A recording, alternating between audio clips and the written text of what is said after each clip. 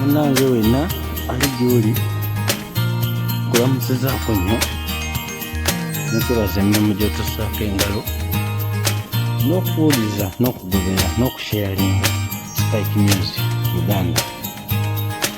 Olwaleero nsonyiza mirundi ng'esatu simbadde njagala twogereko. Ensonga esooka ya muganda waffe Lumbuye Kajiri Fred, then eyokubiri yeya speech eyeeyita omukulembeze w'eggwanga gye yawadde, eyokusatu kwe kusaba oba okusabira emyoyo gy'abagenzi abaafira mu struggle akwali ku kitebe ekikulu kya National Unity Platform. Spike News Uganda twerabire kusubscribinga, okusharinga n'okulikinga. Kakati ensonga ya muganda waffe Fred Lumbuye ekutte wansi ne waggulu. Tugamba abadde awangaalidde ettaki kumala emyaka 9 era abadde abituusaako amawulire mangi kumala ebbanga. Nze nali nsuubira nti waliwo engeri ya security gye yali oba yasikinga kuva mu gavumenti ya Turkey. Naye ate omusajja yaba yawambibwa kitegeeza security. Ndowooza abakulu yali tayogeddeeko nabo ab'omu Turkey okumuwa osobola okumuwa security. Kyafaayo twalibwa ku ngeri bwetyo etutuusiza emisaayi ya leero nga tegumanyi watuufu wa waali. Tegamba obuzibu bwala bwe tulina nga bannayuganda abayayanira enkyukakyuka kwe kulemererwa okubeera organized. Buli bwe tukolera embeera bweti eraga nti tuli organized. Kiwa omwagaanya dictator okuba nti atufutubbalako n'okusigala nga akyatukoleramu n'okusigala nga akyatukozesa. Kuba obuzibu bulala bwe tulina mu kintu kino, omuntu yenna yandibadde avaayo okutuwabula oba okubaako ne correction gyayinza okukola. Tumuyita munyampi, tumuyita mbega, tumuyita ki, netusigala nga tuli mu bbanga nga buli omu avaayo nekireki. Nowulira blog ono ate agamba simanyi Lumbuye ali Turkey, nowulira oli ate simanyi Lumbuye ali Uganda, nowulira ono simanyi Lumbuye ali Netherlands, nowulira oli simanyi Lumbuye ali mu UAE. Story mpaavu bingi. Nze mbadde ngambira tandibadde abagunjufu netugeneratinga emboozi yaffe netufuna omuntu omu netubeera nga gulu netufuna omuntu omu mwetusobola okuyisizanga obubaka bwaffe netuba mwene embeera nti gundi bwe twawulira nga yeetega essimu ng'ajja ayogera kyayagala tusigala nga ssala tetugibuzaabuza. Ate nga buvunaanyizibwa bwaffe kati nga babloga ne bannamawulire okugaidinga society in the right way. Obuzibu oba butuuse mu ggwanga oba n'obuzibu obunaatera okutuukawo, naye babloga bangi twogera buli omu ayogera bye. Kintu ekyo kitulekawa. Olwaleero bawambye Lumbuye buli omu ayogera ebitakwatagana, enkya bagenda kuwambayo omulala. Tunalwananga tutya? Nowulira nti ate kati bano bakuŋŋaanya ssente, nowulira nti ate kati tugenze kwekalakaasa, nowulira kwegamba dictator wali asigala akuba ntoli nakubagula ati agamba nti kati bano mbeesobolera. Kitegeeza. So kibuuzo oba okuwabula oba okwetegereza ensonga kwekwo okwange. Omulala nawe oyinza okola eyiyo kubanga tulina kumanya kwankomeredde okutuusa nga tulabye omuganda waffe ekituufu kyali oba ye mwennyini alitubuulira nti nange kino ekiti. Naye okusinza abasajja abamu bwe bagamba nga bagamba nti Lumbuye ali ali mu Kampala oba ali mu Uganda kyeraliikirizaamu ku ki ekituufu kyennyini kimuliko oba ki ekiddako ku mbeera ze ez'obulamu obwa bulijjo. Kinkireese awo. Then ekyokulala ye speech y'omukulembeze w'eggwanga eyaleese weekend. Buli omu kyamuleese nga tategedde.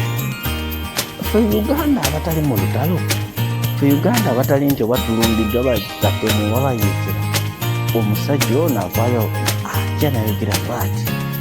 Kubanga gundi webabadde bayisa oba naakayita kalango okutuulira nti agenda kwogerako aite agenda kwogera ku nsonga za security.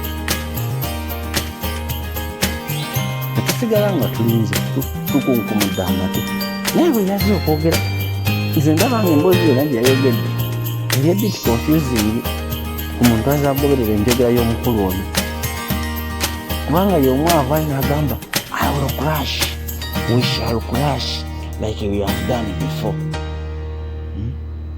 N'avaayo era y'omu n'agamba nti Bobi Wine abaamukubira mu Arua baamukuba bulungi. Okitegeera kati wagatta ebintu ebyo bibiri n'oganuuliza omusajja ono ku ssaawa ya leero ng'agamba nti omuntu tateekeddwa kubibwa ate omuntu tateekeddwa kuttibwa. Don't you see there is some contradictions and confusion? Nti ayinza okuba nga alina ekintu ekirala kyategeka mu maaso awo okutuyisaako nga ffe tuli ku kino. Omanyi kati ono omukulu okusinza bwe yatuusa Uganda yaffe kyayagala kyakola, kyayagala kyayogera, kubanga akimanyi bulungi tekina kisobola mukola. Kitegeera tulina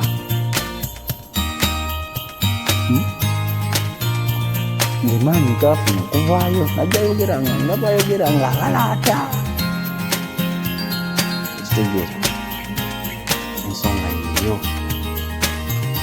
Naye omusajja ono asiba Uganda okuva bwe yayingira mu nsiko. Olutalo lweruweeru lwatta Bannayuganda.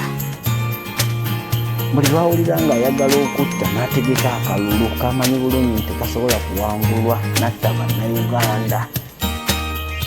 N'abatwala mu makomera, abavundirayo ne bavundirayo, abafiirayo ne bafiirayo. Yayinza okuva n'ayogera bw'ati nga yaddigira musajja we ono gwe bayita Erweru eyatta abantu b'e Kasese, abaana, abakazi n'abakadde, n'amugondomelako ogufo nti nti kati yegundi yakiikirira amagye mu palamenti. Nze bw'afaayo n'ayogera ku nsonga z'okukuuma eddembe, human rights, naye kengera omanyi waliwo omu yagamba nti essasi erivugira ku left ng'otunula ku right.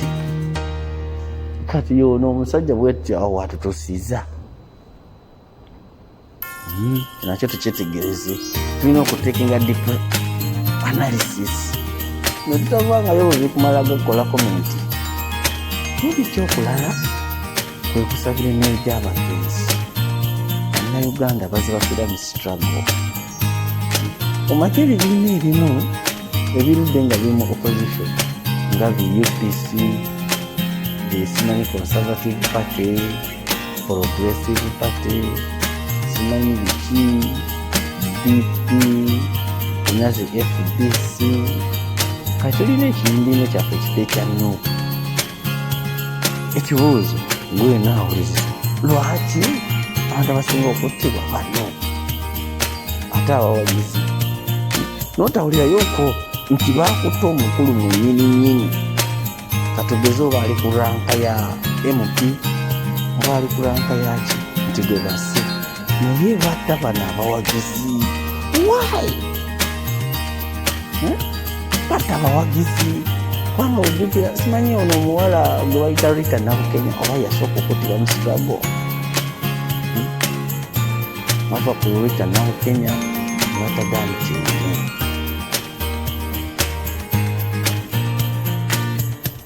bavaawo asa abantu bangi mu kampeyini abaana bafudde.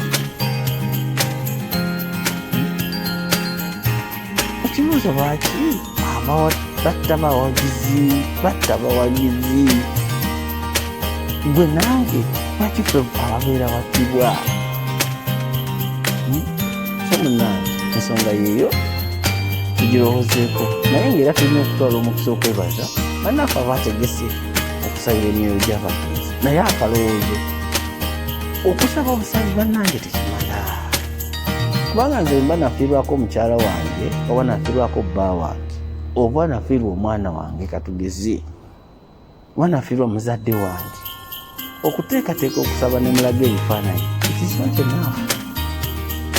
Kubanga kati ndi twalinga tugamba kibiina tekirina nsimbi, kibiina kyavu, kati tulina ababaka over 60. Watya nga twekozeemu omulimu ne tugamba nti abaana bano bamulekwa tuteekewo enteekateeka. Kubanga kati buli omu constituency ejyakiikirira mu palamenti erimu amasomero ga primary ne secondary, sinakiri erimu ne technical institutions. Oba osobola n'okufunira omwana ono obuyambi okuva outside n'agenda asoma. Watya nga buli omu agamba nti mu constituency yange abaana abattibwa bazadde baabwe nze neewaffiyo okubasomesa, wakiri okuva mu primary mutwale paka ku university, oba nja mutwala mu technical school asobole okuwanirira abantu be nga maama we kyeyali akola, oba taata we, oba muganda we, oba mavwe bityo eyattibwa mu struggle. Kalowoozo tukitegeera, kubanga okola ekintu ekyo kyokka noyamba omwana yafiirwako kitaawe oba nnyina n'omuweerera, oba osolovinze generational problems nti omwana ono ajja kusobola okuyamba bato be, ajja kusobola okuyamba abantu be, ajja kusobola okuwanirirako family. Naye okuvangayo bwogene tusaba yes nakyo kyetaagisibwa, kubanga Katonda is above everything, naye waliwo zino physical support zetaagisa okusinga okusaba. Spike News Uganda, like, share, subscribe. Olula tujja kuleeta enjala, manyifu obwavu bulwawo naye bujja nga bulimu bbumbi obwetaaga okutegereza.